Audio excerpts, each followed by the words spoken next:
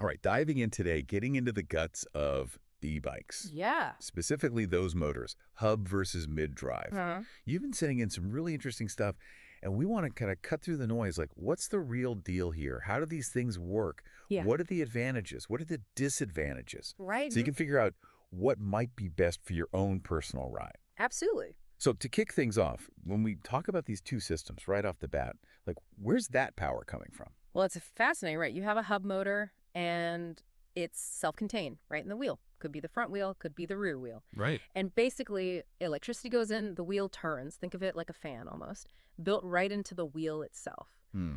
And how it works inside is you have electromagnets that are pushing and pulling on permanent magnets to create that spin, to create that torque. And often the axle is fixed. So the outer part of the motor is spinning around that axle. And most of these are what we call brushless motors, which just means that they run smoother and quieter. Okay, so it's not just one type of hub motor. Right. Right. Right. We hear terms like geared and direct drive. Exactly. What's the difference there? What does that mean for someone like me who's just riding the bike? That's a great question. So geared hub motors have internal gears, kind of like in a car transmission, that allows the motor to spin faster inside and really give you that oomph that you might need for hills. Oh, okay. They also allow you to pedal without the motor dragging when it's off because they have a little thing called a freewheeling clutch. Okay. But they can make a slight whirring sound because of all those gears inside. Hmm. Direct drive hub motors, on the other hand, skip the gears altogether. The motor speed is directly turning the wheel. Okay. They're a lot simpler, fewer moving parts, potentially longer lifespan. They can even sometimes recharge the battery when you brake. It's called regenerative braking. And they tend to be quieter. The trade-off is they can be physically bigger and heavier for the same power output. And sometimes you might feel a little bit of drag if you're pedaling without the motor engaged.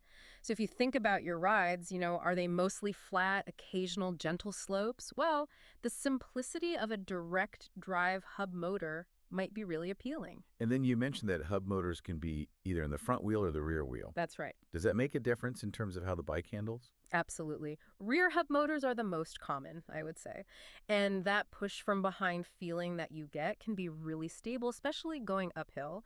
But sometimes fitting them in with your gears in the rear can make maintenance a little more complex. Front hub motors, on the other hand, they're pulling you along. So they're easier to install because they're not messing with your gears in the rear. They can even help with traction in some cases, if you're on a slippery surface. But you have to be careful because too much power in the front can make the steering feel a little odd and unbalanced, especially when you're starting from a stop. You also want to make sure they're very securely attached. And then moving to the other half of the equation here, Yeah. mid-drive motors. Yeah, This is a totally different approach. it is. Instead of being in the wheel, a mid-drive motor sits in the middle of the bike, right by the pedals where they connect. Hmm. And it powers a shaft that turns your chainring, the gears, right by your pedals. So the motor is actually using your bike's entire gear system to get power to the rear wheel. Okay.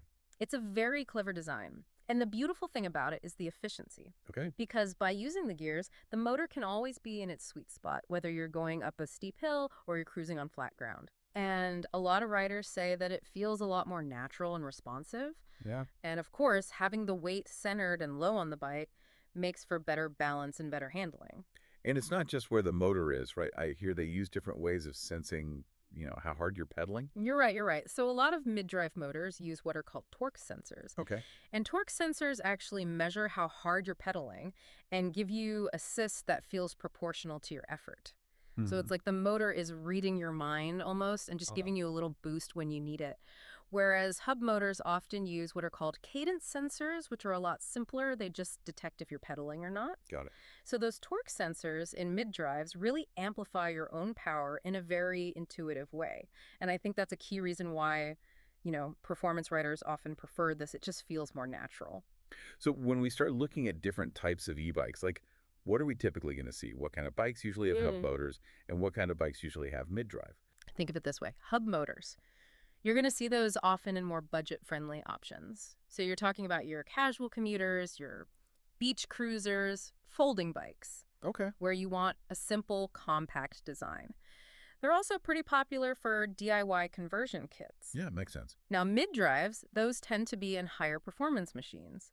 So your mountain bikes, you need that torque and the balanced handling. serious commuter bikes tackling hills, Right. cargo bikes that are built for heavier loads. Maybe you're going up and down some serious hills. Even touring bikes that prioritize range and efficiency often go for the mid-drive. So let's actually drill down on that commuting scenario. If I'm commuting every day, Hmm. what are some of the things I should think about when deciding between a hub motor and a mid-drive? Yeah, good question. So for commuting, a hub motor might save you some money up front. Hmm. They're generally going to be a little less expensive, and it's a simpler system. Sometimes you even have a throttle. But if your commute involves hills, you might find that a hub motor struggles a little bit. It's not quite as efficient, and the weight distribution could feel a little bit off. The mid-drive, on the other hand, is going to handle those hills much better. Okay. It's going to give you a more efficient ride. The bike is going to feel more balanced, but it will likely cost more, and there might be a little more maintenance involved. And if we take it to the extreme, I want to climb some serious hills, maybe even get off the pavement a little bit. How do those systems stack up? Yeah, if you're talking serious hills or off-road adventures, the mid-drive is generally the clear winner. That ability to use the bike's gears means you're always going to have the right amount of power. And that central low weight makes a huge difference in terms of handling. Hub motors can struggle on really steep inclines. They might even overheat. And that weight in the wheel can make the bike feel less nimble and agile. And so at the end of the day, it sounds like a lot of it comes down to, like, how does the bike feel to ride? Absolutely, yeah. With a mid-drive, it often feels like a much more natural extension of your own pedaling, just with added power. Mm. Hub motors, especially rear hub motors, you can really feel like you're being pushed. The balance of the bike is also really crucial. And that central placement of the mid-drive just feels so much more stable, so much more planted on the trail. And then finally, getting under the hood a little bit here, talk about the complexity and, what that might mean for maintenance and cost. So hub motor systems are generally simpler. They have fewer parts, which can make them easier to repair, more affordable to buy. Mid-drive systems, because they're more integrated with the bike's drivetrain, you might have more wear and tear on things like your chain and cassette, potentially a little bit more maintenance down the road. Okay. And mid-drive e-bikes typically have a higher price tag up front. Awesome. Well, we've covered a lot of ground today. We talked about where the motor sits, how that power gets to the wheel, how it feels to ride, hill climbing, weight, efficiency, maintenance, cost. Really a deep dive here. That's right. That's right. And the key thing I think for listeners to take away is, what kind of riding are you going to be doing most? Are you mostly on flat commutes? Is it hilly terrain? Do you prioritize affordability or do you want a more natural, high performance feel? Right. There's no right or wrong answer. It's just about finding the best fit for your needs. And hopefully, this gives you a good starting point to figure that out. Absolutely.